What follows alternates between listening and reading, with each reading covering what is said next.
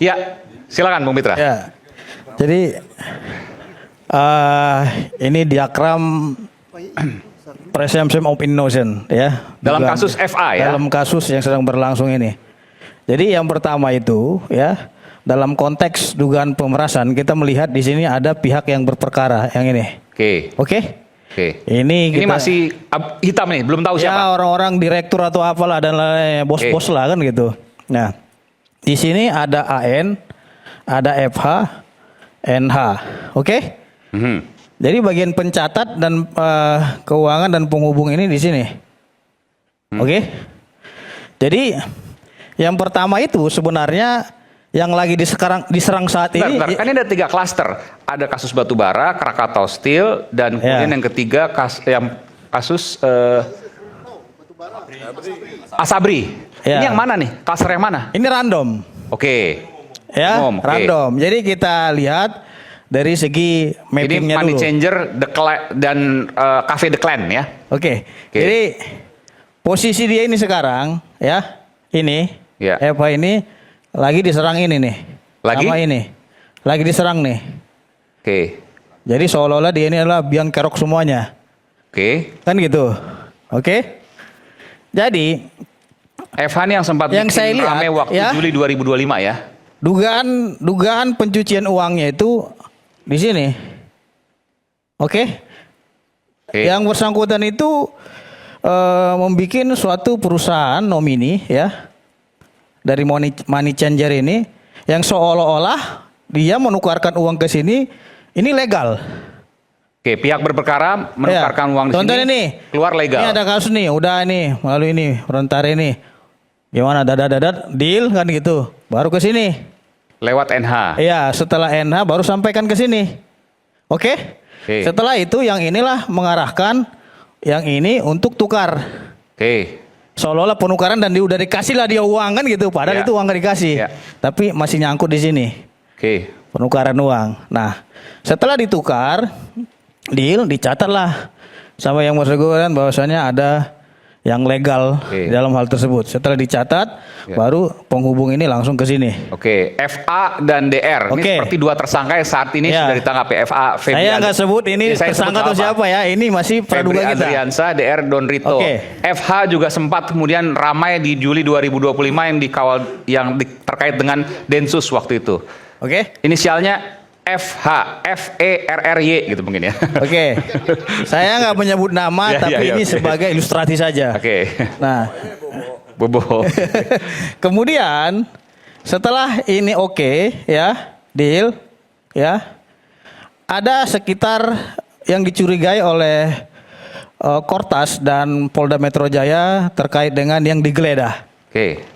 Ada 13 titik yang digeledah, termasuk ini. Ya. Oke? Cepet. Jadi yang ini ya, ada yang masuk ke sini, ada yang sebagian di titik 1, titik 2, titik 3 dan titik-titik berikutnya.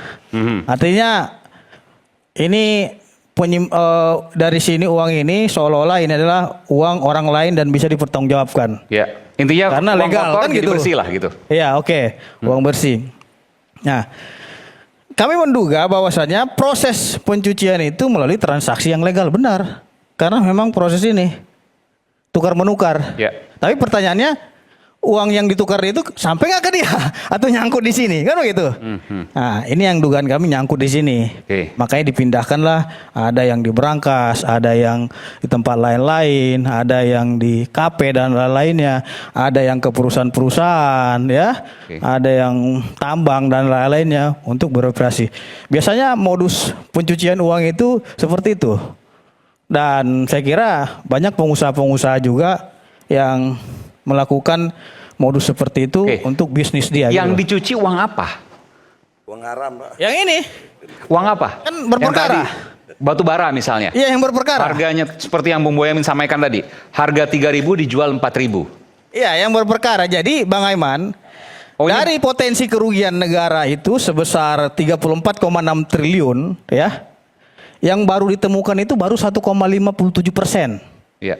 Artinya masih ada sebesar 34,057 triliun yang belum Oke, ditemukan. sebutkan salah satu misalnya, yang dicuci itu berupa apa? Supaya publik juga punya gambaran. Oh, ini uangnya lebihnya dari sini, korupsinya di sini. Dugaan, ini kan kajian petisi ahli. Oke, dugaan kami yaitu terkait dengan orang-orang yang berperkara agar tidak tersangka. Oke. Ya kan? Agar Suap tidak berarti dong dilanjutkan. Yes, ya Oke. kan? Agar ini aman, agar tidak. Makanya banyak pengusaha-pengusaha yang curhat ke kita, Bang. Pengusaha-pengusaha curhat. Pengusaha, dia bilang dia. Kita program pemerintah, Bang, selalu kita dukung penuh. Tapi kenapa kita selalu dikerjain? Nah, ini saya juga mungkin Pak Prabowo nggak tahu ini kan gitu.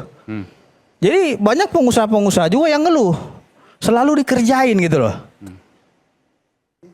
Oke. Nah, dan saya kira penyidikan yang pendalaman yang dilakukan oleh Kortas Tipikor Bentar, dari kalau 8 tadi ada kata pengusaha-pengusaha, berarti bisa jadi di luar 3 klaster ini, di luar Oh, iya. Asabri, di luar Batubara, di luar anak perusahaan Krakatau Steel. banyak Banyak. yang curhat ke saya.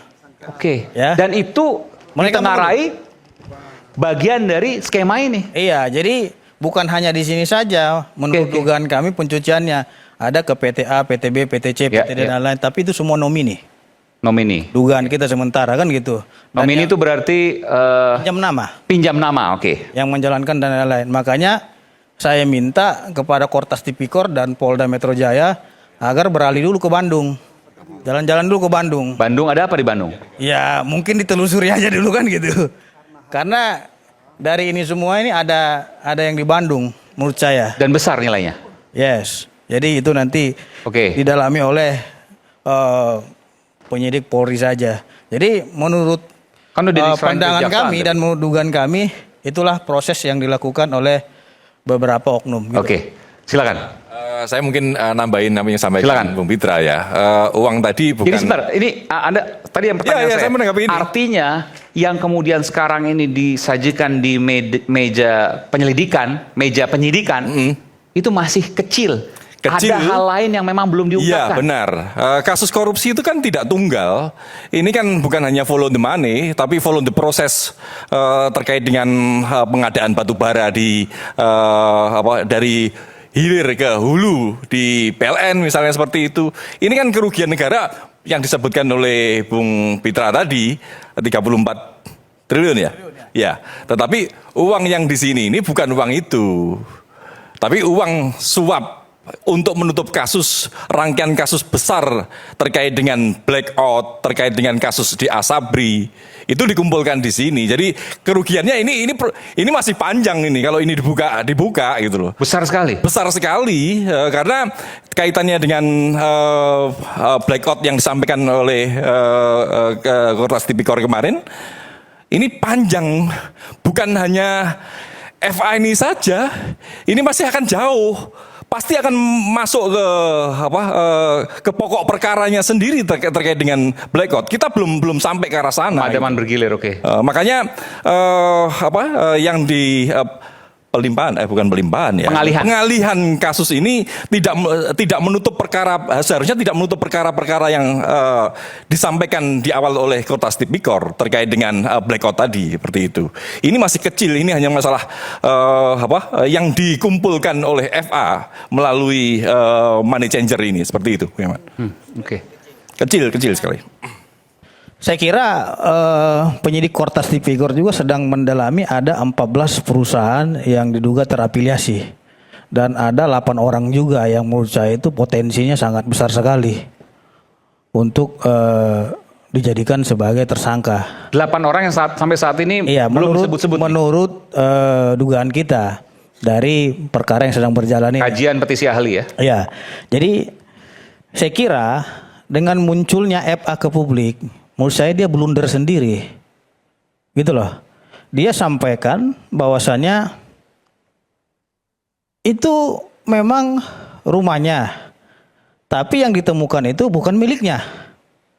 Pertanyaan publik adalah kalau memang itu bukan rumahnya, kalau itu memang rumahnya, tapi barang yang ditemukan itu miliknya, berarti dia ini buka biro jasa penitipan uang dong. Kan gitu. Nah, kalau pertanyaannya yang bersangkutan bikin biro jasa penitipan uang di rumahnya sampai ratusan miliar, izinnya seperti apa? Dan ini nggak masuk akal juga, Bang Aiman. Masa uang sebesar ratusan triliun dititipkan ke rumah kita, itu kalau hilang bagaimana? Rumah Sentul, iya. Bertanggung jawabannya katanya ada orang lain pemiliknya. Ini kan sangat aneh dan janggal sekali. Nah, terus ada yang tidak rumahnya tapi barangnya milik dia. Ini kan kebalik-balik udah. Nah, maka dari itu semangat pemberantasan korupsi ini saya kira tidak terputus hanya di FA dan DR. Dan kami mendukung penuh langkah yang dilakukan oleh Kortas Tipikor bersama dengan Kejaksaan Agung Republik Indonesia untuk menuntaskan kasus ini, di mana masih ada 34,57 triliun lagi. Itu harus kita Ini belum cari pernah diungkapkan bersama-sama. sebelumnya. 34,67 triliun. Ya, itu yang 67 triliun. Ya, itu yang harus kita Ini baru perjuangkan pertama kali bersama. nih. Jadi potensi kerugian dalam kasus yang tiga tersangka ini. ex Jampitsus Febri Adriansyah adalah 34 triliun, 67. 0,6. 34,6 triliun rupiah. Triliun ya. Luar biasa. Itu potensinya. Maka dari itu saya kira kita semua harus mendukung institusi penegak hukum hari ini, Kortas Tipikor, ya, Polri dan Kejaksaan Agung untuk menyelesaikan kasus ini. Dan saran kami, Komisi Pemberantasan Korupsi juga harus melakukan supervisi. Jangan hanya diam duduk manis saja gitu loh. Apalagi ini kasus besar yang melibatkan petinggi penegak hukum di Republik ini dan ahli hukum. Yang namanya ahli hukum kan pasti 1000 cara, Bang, untuk melakukan pembelaan terhadap dirinya dan lain-lain. Tapi saya kira kalau memang Jaksa Agung hari ini tidak mengusulkan pergantian ex Jampitsusnya, masyarakat ya, tunggu dulu, masyarakat nanti akan mencurigai nih. Ada apa dengan Jaksa Agung?